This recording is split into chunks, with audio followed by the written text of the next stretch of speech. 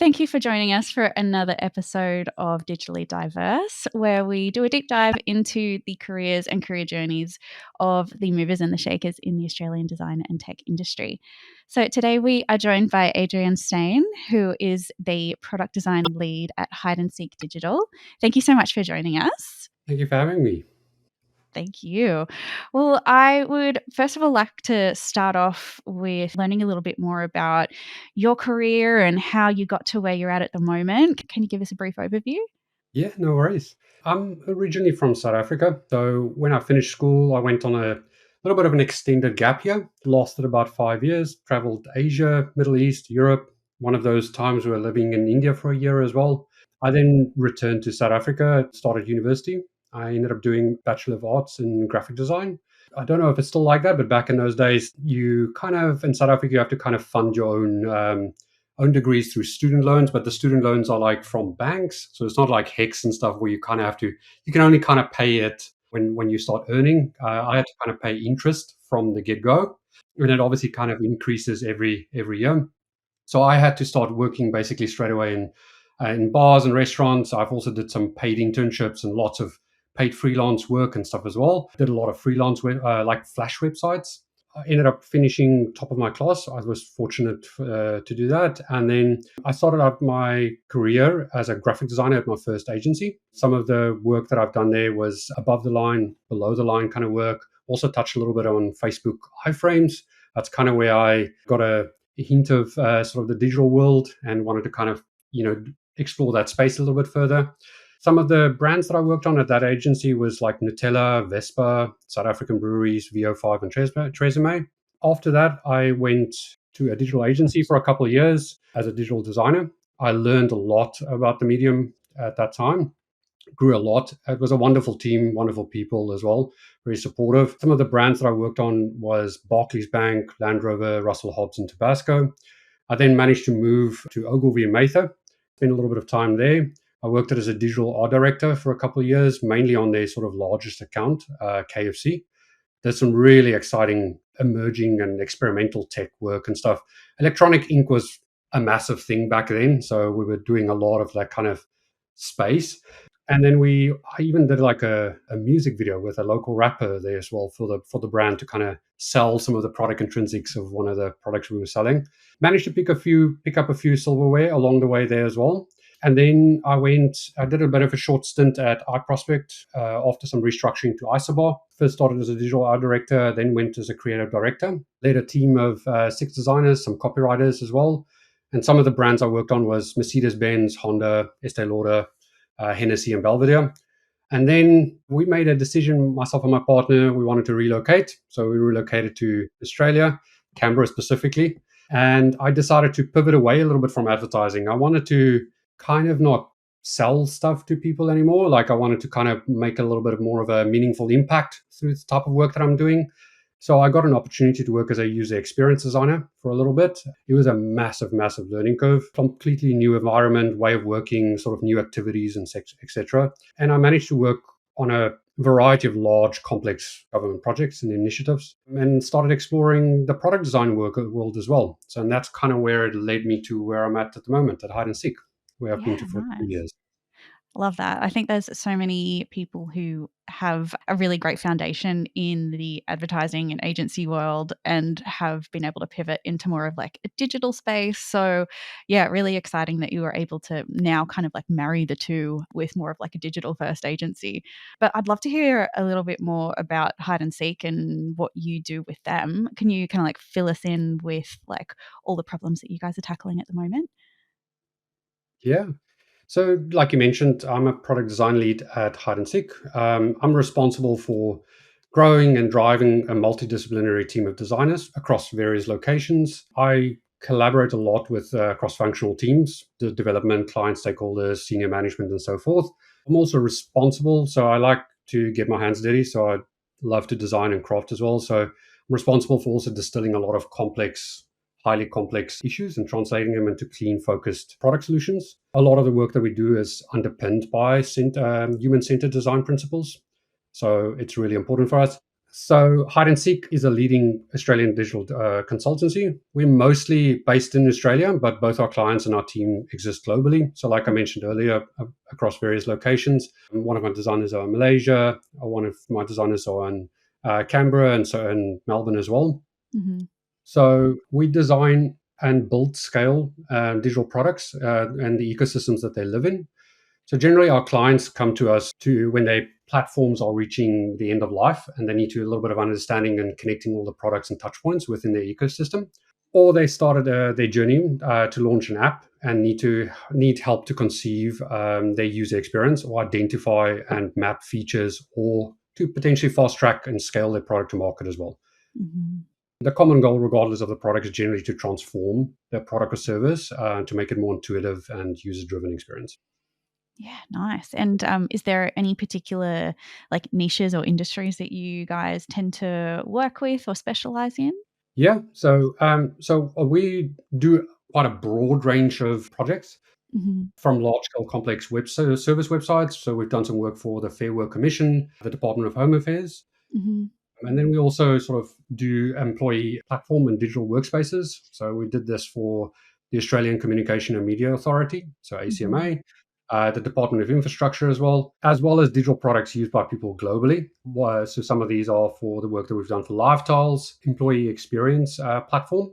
Mm-hmm. So we helped them with that. Seeing Machines, which is a camera-based company, but they focus on sort of AI fatigue intervention for Wow. truck drivers and stuff. So really meaningful work. Yeah, And then cool. also a number of other sort of tech startups that we also help them with incubation and trying to get them into market as well. We Mm-hmm. are a full service consultancy, so we tend to see our projects go from research, inception, right through to design, development, and launch to market. Yeah, cool. And it sounds like there's, some really, really tech and data heavy projects and companies that you guys work with. So it must it sounds like you would have to be a lot of research and a lot of really like getting into the weeds of what the problems are. Is that something that you find a lot of satisfaction in, like with the research and that side of things? Oh, 100%. Yeah. It's more about just trying to understand what the users need. Without that, you're just doing design for the sake of design. It's not Mhm. actually solving a problem. For us, it's very important to actually make a meaningful change and a meaningful impact. And the only way to really do that is to actually understand the users. Yeah, I mean that sounds really super interesting. And obviously, how long do these projects take? Because they sound like super in depth and intense.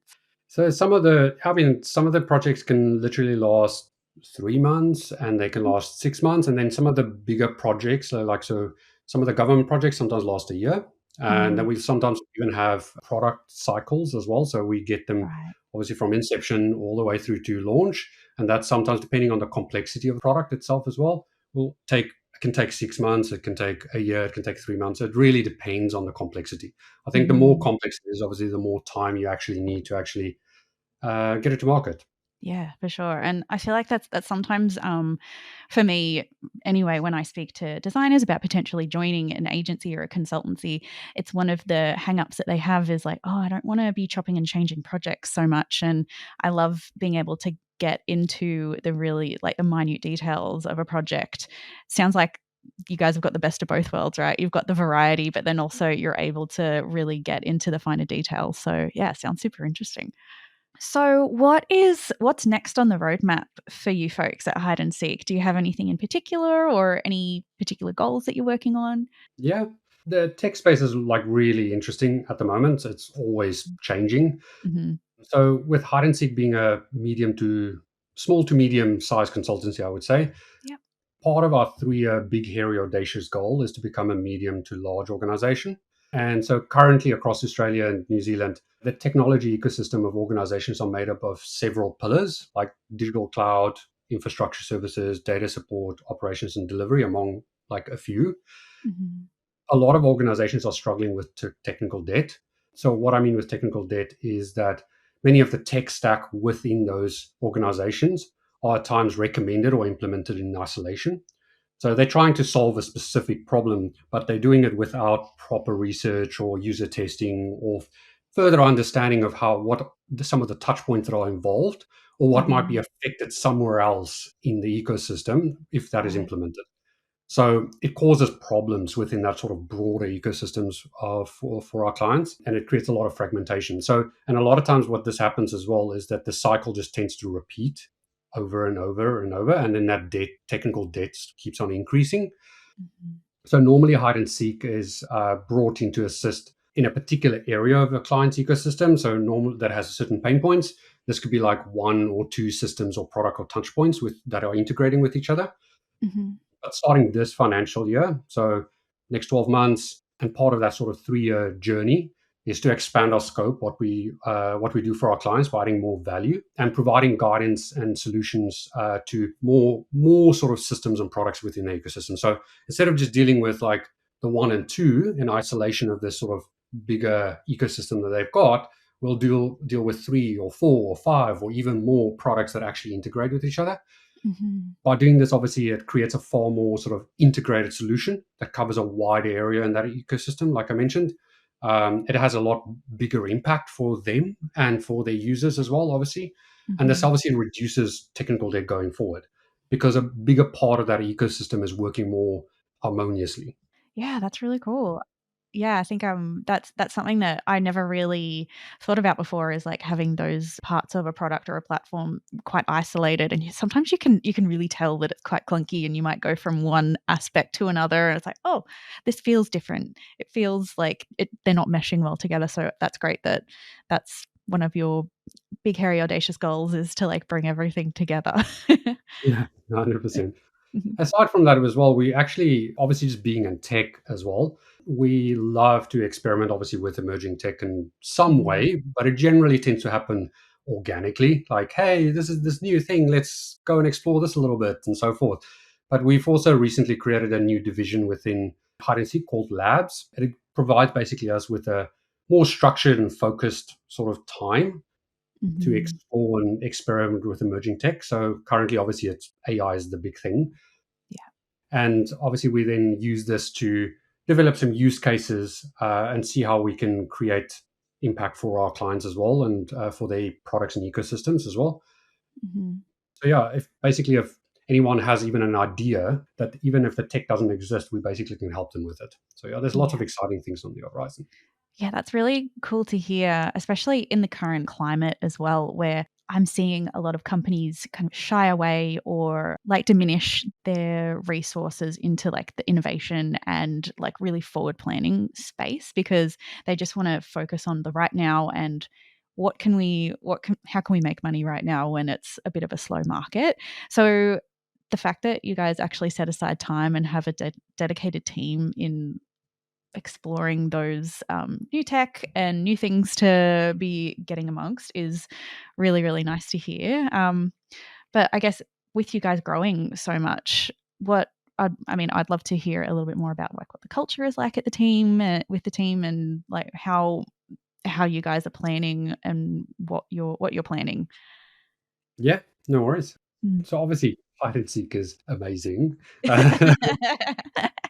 Of course, you have to say Uh, that. No, but seriously, like our co-founders are extremely driven to like make work wonderful for the team. They definitely believe in like sort of creating a wonderful workplace culture that has positive impacts on the team and allows us to also attract the best talent because of that. Mhm, A lot of our clients obviously benefit from this as well because if the team is happy and we engaged, they also have good quality work that is, and the engagement with them is also as good.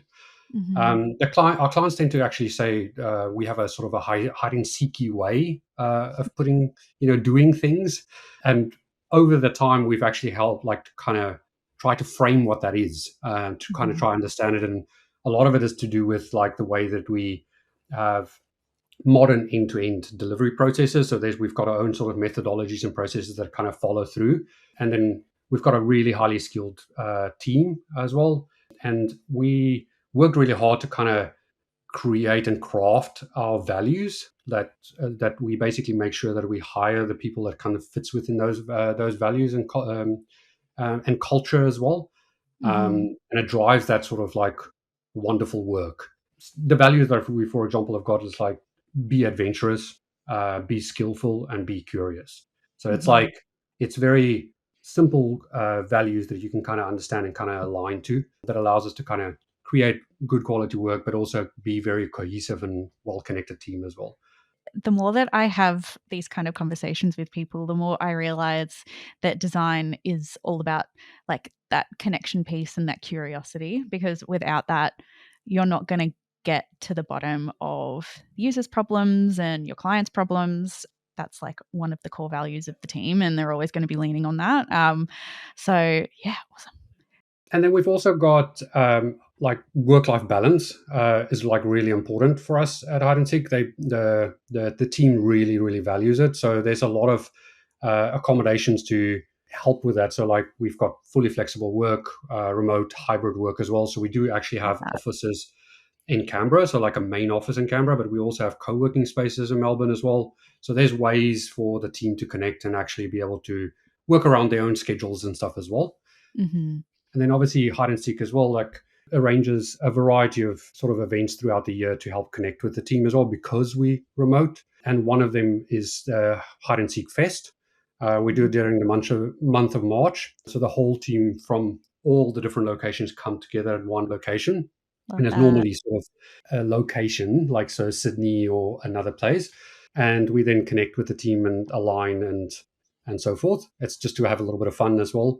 Mhm. And yeah, then within the team as well, we love to like grow the team as well. So we also have a learning program within the company to help and support the growth and development of the team through a Mhm. variety of avenues. So we've got like seeker sessions, there's mentorship elements as well, and then there's we've got a program called Level Up. So it kind of all fits within that and Mhm. help to grow the team. Yeah. Yeah, awesome. I feel like there's so much to say about like having that remote first aspect to the work. When I'm speaking with potential candidates, they just want that extra added layer of flexibility. So having the option of going into a co-working space, or if they're Canberra based, going into the office, it's yeah, just being able to pick and choose is so important to people now, because once like everyone's got the taste of flexible working. I don't think anyone's wanting to give it up anytime soon. So yeah, it's great that you're, aware of that and not trying to make anyone go into the office. I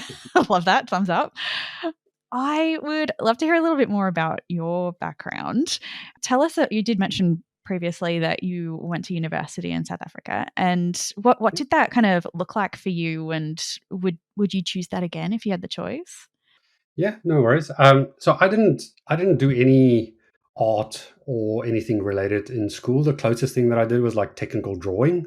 I don't know if you know what that is, but it's just very architectural kind of style drawing kind of things. Yeah, cool. So I needed a portfolio. So part of when I was in the UK, I actually did a 1 year diploma in foundation in arts and design.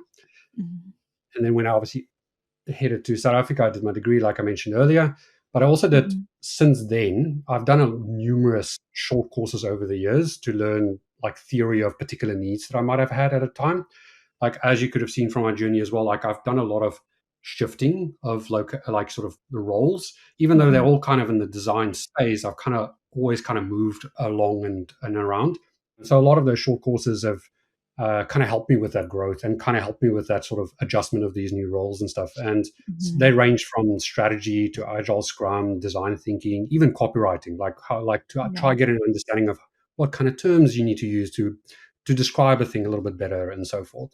Mhm. So my journey has been very organic, and I kind of learned along the way. Wherever I've had a gap, I will saw an opportunity. So, and I've always kind of believed that whatever you learn has to be useful. Otherwise, you're just learning for the sake of learning and not applying your newly acquired skills. So that's Mhm. kind of why I support that sort of organic thing. Like if you see an opportunity or you see a gap, go and fill that gap and go fill that opportunity, and then Mhm. you can actually apply that actual skills because you have that opportunity to then apply that skills in that space as well. So to answer your question, I am very happy with the growth over my career. I will do it again because I think it's, like I mentioned earlier, the organicness of it is what I really enjoy. My dad Mhm. actually once told me as well, like the world can take everything away from you but your education. So I think it's always important to keep learning and growing. I love that. It's it's very wise because especially in today where you can get education from so many different avenues, right? Like you can very easily just hop on YouTube and learn like the vast majority of perhaps what would be in a degree really 20, 30 years ago. So it's a really interesting time to be being just exposed to so much content. So, and I Yeah. I personally really like the idea of just picking up little tidbits and doing little boot camps and doing little bits and bobs as you go. I feel like it keeps it fresh as well because as you said, the tech industry is just changing so much constantly. I personally Yeah. did a design degree and I found that a lot of what I learned was irrelevant by the time I graduated because it just changes so much. Like I Yeah. found that like if you're just doing it in the moment and you're seeing those opportunities come up, I feel like that's the smartest way to go about it, especially when tech is moving so fast. No, 100%. You have to Yeah. kind of adapt and evolve. It doesn't help you just stay static. Yeah, definitely. I guess that kind of relates to my next question in that obviously you started in more of a traditional like agency design art direction background. What compelled you to like change it up a little bit and want to go into more of a digital direction?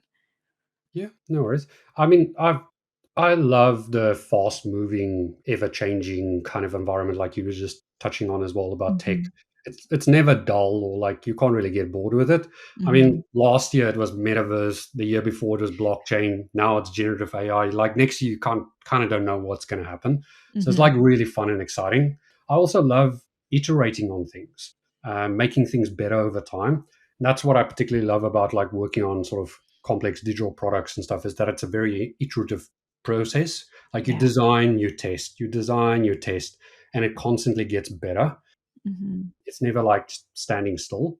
And I think for me, traditional media doesn't really necessarily allow for that. It's kind of Mhm. like once something is going to print or once something is going out, it's very hard or very expensive to change. Mhm. Where design with digital, it's a little bit easier to kind of make those changes and stuff and progressively make the product better. Yeah, I never thought of it that way, but that's so true. Like once you hit that send button with a lot of print and a lot of static design, it's like, okay, it's out in the world now. Yeah. That's it. Yeah. So, yeah, being able to tweak it and change it and being able to, like, test it must have been I think for some people would be incredibly liberating to be like, "Okay, it's, like, the alpha version. Let's just see how we go," and then be able to tweak it later on. Um, I guess with that being said, what advice would you wanna give to students who are potentially thinking about getting into design or tech? Is there any advice that you'd give or any education pathways that you'd recommend?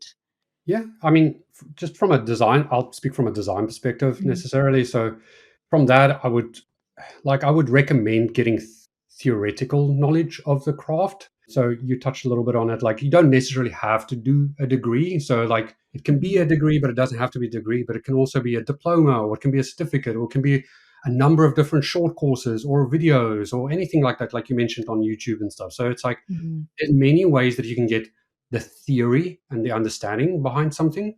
And I think that's really, really important because, like, understanding a particular tool, let's say Figma or something, is one thing, but understanding why is a whole other thing. Like, yeah. I mean, there's basically, I always view it as like anyone can kind of cook. I know some people cook better than others, sure, but anyone can kind of learn to cook. It's like they follow a recipe and voila, they got a dish.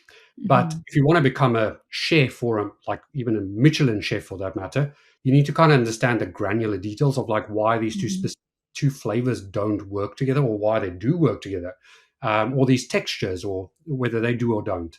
Um, mhm, I think it's exactly the same with design. It's like you need to understand the theory behind like design itself and the craft itself. So like there's things like gestalt theory or color theory, contrast, even basic human psychology and behaviors and things like that. Why do people respond in this way because of this color? What is their response because this has got sharp corners or this is rounded corners? There's different nuances that it right, actually has from a psychological perspective. And I think it'll mhm, if you keep on asking why and want to know the why, it will basically move you from being a person that is just pushing a pixel on a screen around. to becoming a person that can actually affect meaningful change. So I think understanding those intricacies is really important. And I think that's what I would recommend. Like, try explore the theoretical knowledge, not just the tool itself. Yeah, that's something that I come up against quite a bit is some people, especially like juniors who are wanting to get into the industry, they're fresh out of like a boot camp and they're just have so much enthusiasm and they know like the basics, but they're just ready to get in and get their teeth into designing, but they don't necessarily have that like contextual theory. They don't know design history, which I will say is like that's really, really great. And that's what you do get out of a tertiary degree or more of like a traditional degree. For some design leaders who I have spoken to on the podcast before, it's less of a priority for them when they're looking for new designers to have that theoretical knowledge. But it's really interesting to hear that that's your perspective. And I'm curious to hear when I speak with designers who have like lived in other countries, have trained and been taught in other countries.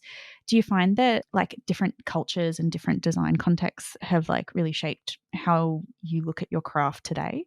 Oh, 100%. Your upbringing can change the way that people approach certain problem solving, their sort of societal like norms and things like that, or perspectives can affect the way that they solve a problem for you as well. So I think there's it's not just the I agree, it's not just the theory kind of knowledge and stuff like that that can help you. It just basically reinforces it with all the variety of other things that kind of becomes part of you as a human being, like just Yeah. being in this world. Yeah. Yeah, and that goes for users as well, I think. Oh yeah, 100%. I think that's why we need a lot more, not only like diverse testing, but also just diversity in the design industry in general, because the more Mhm. diverse we are, the better we're going to be in solving the The problems. better So, we can design.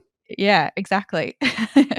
Yeah. Well, I would be curious to hear as well, like when you get up in the morning, when you like are sitting at your computer and you're ready to tackle the day, is there anything in particular that like motivates you, lights you up to do what you do?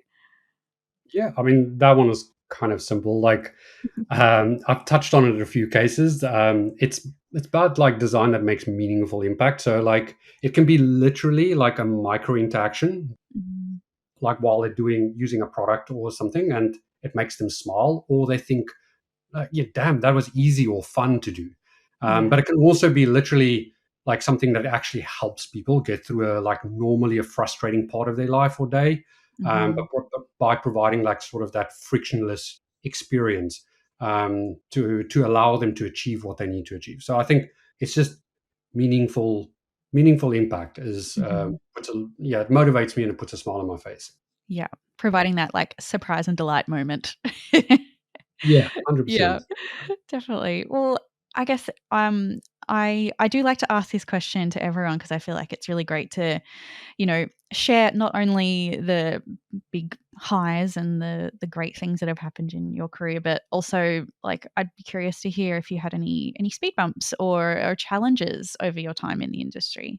Yeah, I mean, this was a little bit personal, but I won't get to too many details. But like my one of my first CDs that I had had a different way of dealing with conflict or like criticism, Mhm. and at that particular time, it was very very early in my career, and it made me kind of like second guess my career choice as well, Right. and whether it was like a right fit for me. So I had to Mhm. like do a little bit of like sort of self-assessment as well, and just kind of like make sure. And basically what it taught me was like I don't want to be part of corrosive or toxic behaviors and stuff. And I know the design industry can sometimes have that, and depending on what spaces you play. Mhm. So and since then I've kind of always very important thing for myself where it's like I want to work in uplifting, supportive, positive, open environments. And I've always Mhm. generally like when I've looked for places as well, I've done a lot of like research about the companies, and I generally don't just even like this is just a personal approach, but I don't even Yeah. apply necessarily for like open positions and things like that. I scout companies and I make sure that that they are a good fit for me, and then I Mhm. apply to them, whether they have an open position or not. I basically put myself out at, because I want to make sure that I'll be happy at, at that job. And Mhm. and I mean, you have to be happy to where you work. I mean, you basically spend a third of your life at work, so you might as Yeah. well make it a positive environment while you're at it. So yeah, that's like really important for me, and that kind of Mhm. moment in my career taught me that you have to value that. Yeah, that being able to fit in well with the team, and it really does make a huge difference, right? Like, and it's something that has come up with other guests on the podcast as well before, that having that, like, a good solid leadership where you feel Yeah, comfortable, and also being able to admit when you've kind of screwed up potentially, and yeah, feeling comfortable to go to that leader is yeah, so, so important, because that's how you grow. And if you're in a toxic environment, it's so much harder, because it's not conducive to good work. So, no, yeah, and the best leaders that I know of are people such as yourself, who have been put in that position previously in their career and have learnt, okay, that's not what I want to do.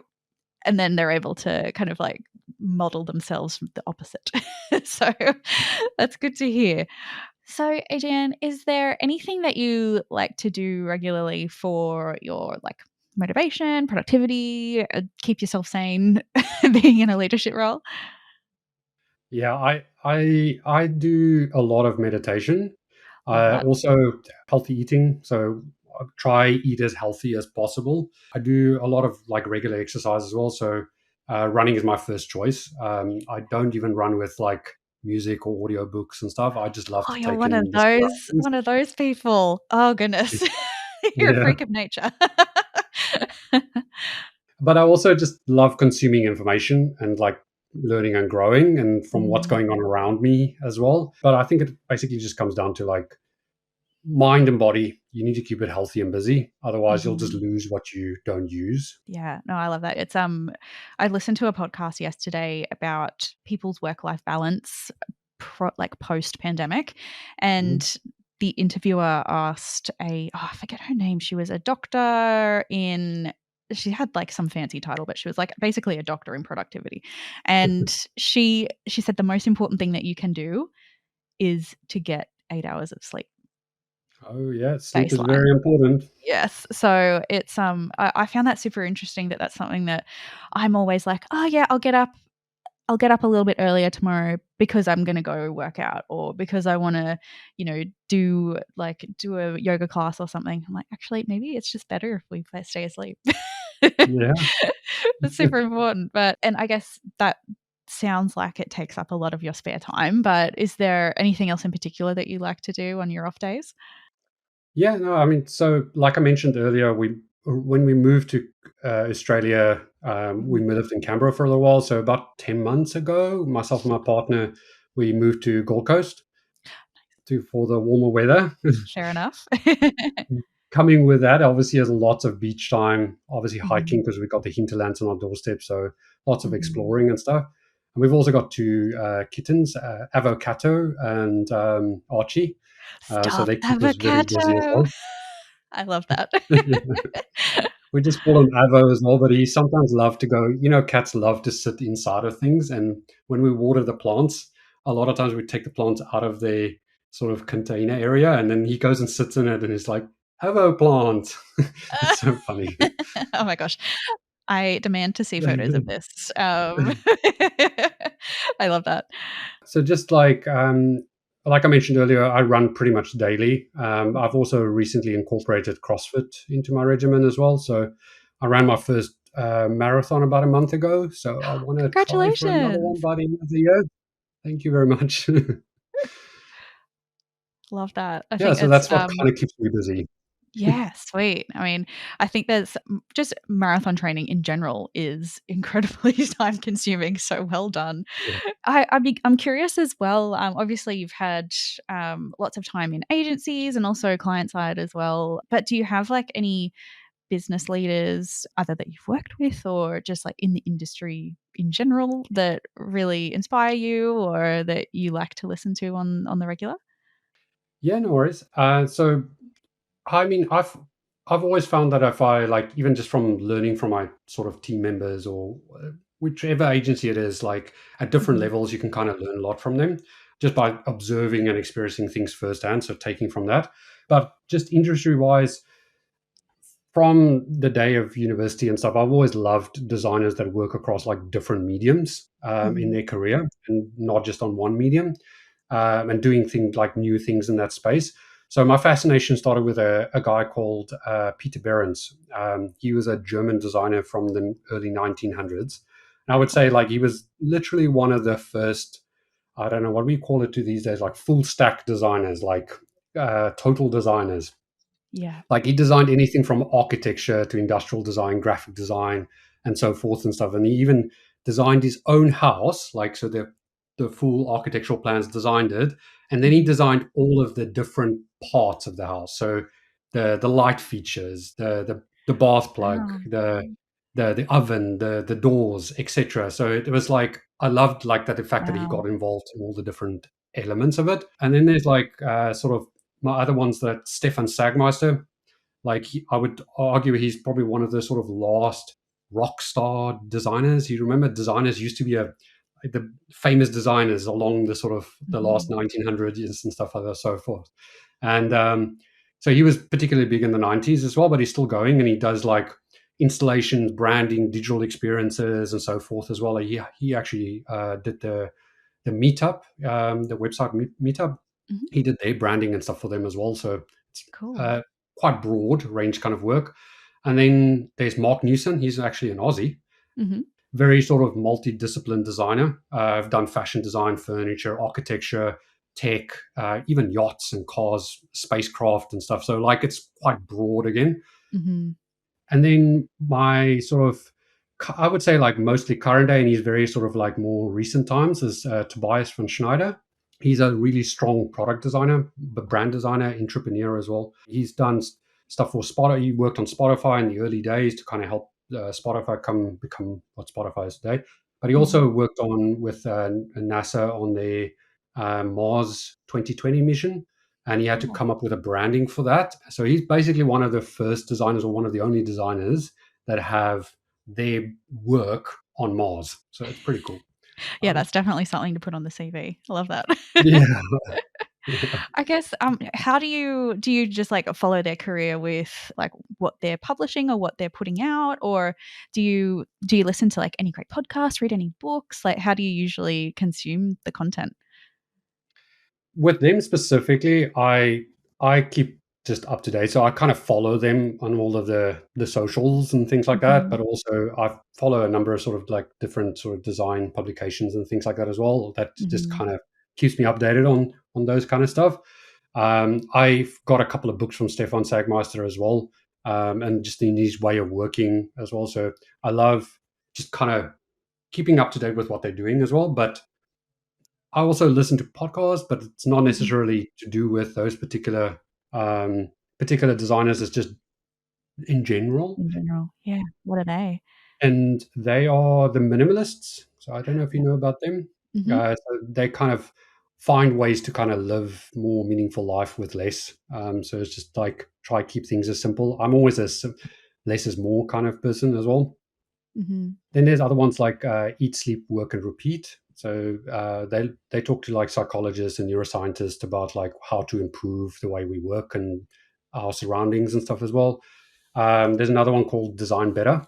They look at like how design and tech work together and in that part of that creative process as well. The Art of Charm. I don't know if you've ever heard of them as well. No, I haven't. They actually have a Netflix show as well, which I think is pretty cool. If anybody wants to go watch that, it's pretty cool. Mhm. It's just how to be better as a human being as well, just in your relationships, whether it's professional or personal as well.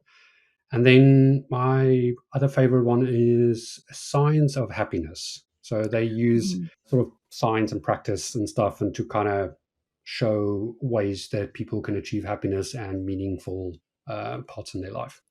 Yeah, sweet. I mean, yeah, you're right. It's not 100% design related, a Mm. lot of them, but I feel like a lot of those podcasts would influence how you show up at work and how you show up as a leader. Yeah, I think I'm always looking for new ones to add to my queue.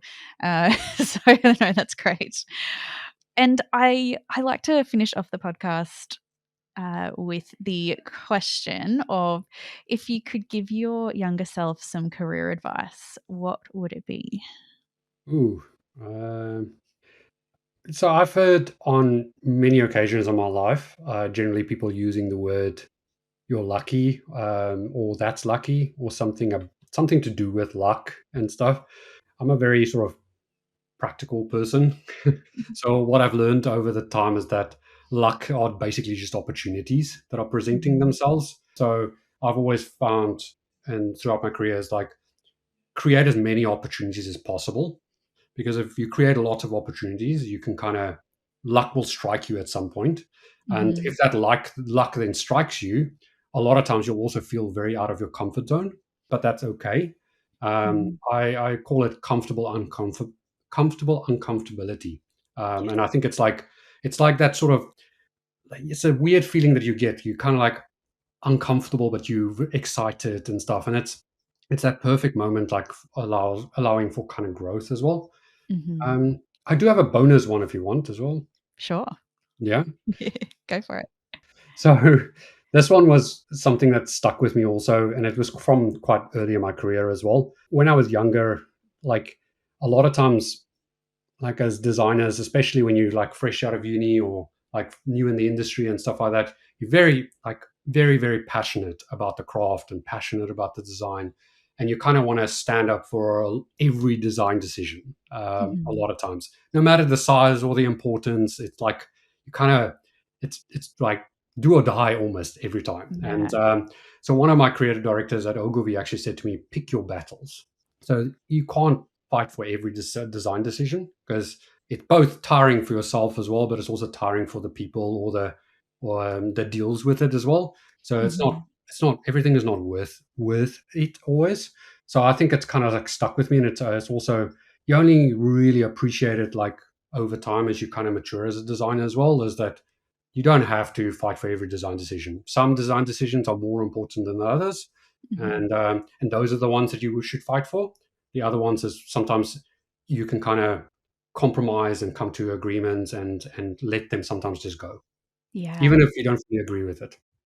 Yeah, that's totally true. I think especially when you're starting out, it's quite a personal thing as well. Yeah. What your output is, it's a like you have to kind of wear it on your sleeve a little bit. Where the more mature that you get in your career, you start to think of it as, okay, it's just business, it's just my job. You can't be right about 100% of things, especially when there's so many different factors involved and people involved, teams involved. So I feel like that's really great advice to give to people. Thank you so much. Again, thank you for joining us, and thank you Yeah. for peppering in those nuggets of wisdom. I've really learnt a lot. So thank you again. No one. It's been wonderful to sit and chat with you, and I really, really appreciate it. Thank you.